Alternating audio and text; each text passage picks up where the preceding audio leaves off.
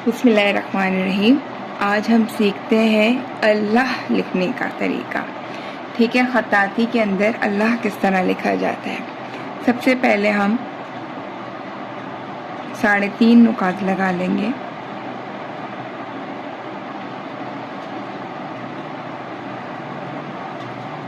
और फिर उसके बाद ठीक है, 3 नुकात पे एक निशान और एक हम लगा लेते हैं। ये हमने जो लाइन लगाई है वो इसलिए कि हमारा जो लफ्ज़ होगा वो उसके ऊपर होगा।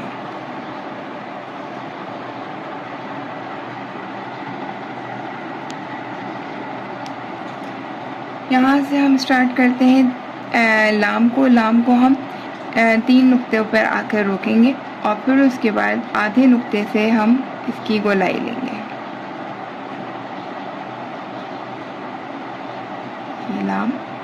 ये लाम आकर हमारा गोलाई के अंदर आएगा और ऊपर की तरफ हम जाएंगे।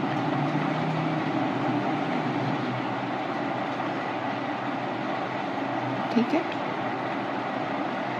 अब यहाँ से हम कलम रखते हुए दोबारा नीचे आ रहे हैं।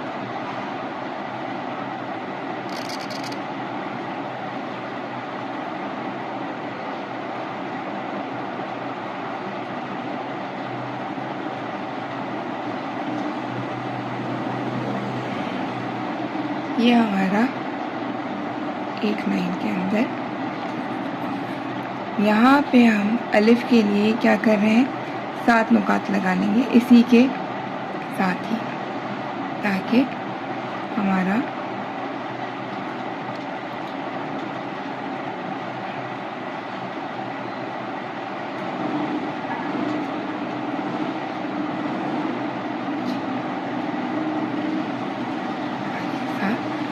सात नुकात के अंदर हम कलम को के साथ अलिफ बनाएंगे और यहीं से हमें इसका ताज बनाना।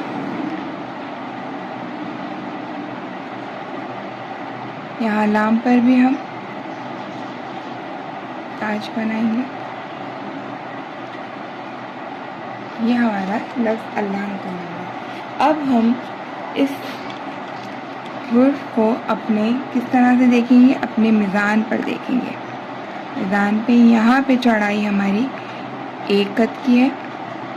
यहाँ पे जो हमारी चौड़ाई आएगी तो मिज़ान आएगा 1.5 कद। इधर से हमारा पूरा 2 कद होगा। यहाँ पर फिर 1.5 कद। इसकी चौड़ाई हमारी आधे कद की। यहाँ पे गैप 1 कद, सॉरी आधे कद की नहीं, 1 कद। यहाँ पे गैप 1 कद का और यहाँ पे 1 नुक्ते का।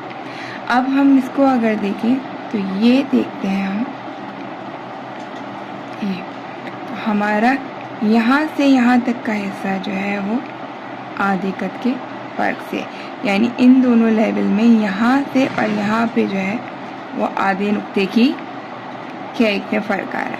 और यहाँ से हमारा ताज था, यहाँ पे हमने शुरू किया था, यहाँ से भी हमारा 1 नुक्ते का आधा, यानी आधा नुकात के बराबर होगा।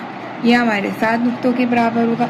इस तरह से हमारे पास ख़ताती में जो है वो मीज़ान पर जो है लफ्ज़ अल्लाह लिखा जाएगा। ठीक है, अगर आपको ये अच्छा लगा है, समझ में आया है, तो चैनल को सब्सक्राइब करें, लाइक करें और कमेंट्स करके बताइएगा कि आपको ये समझ में आया, बनाना आसान लगा या नहीं। अस्सलाम वालेकुम।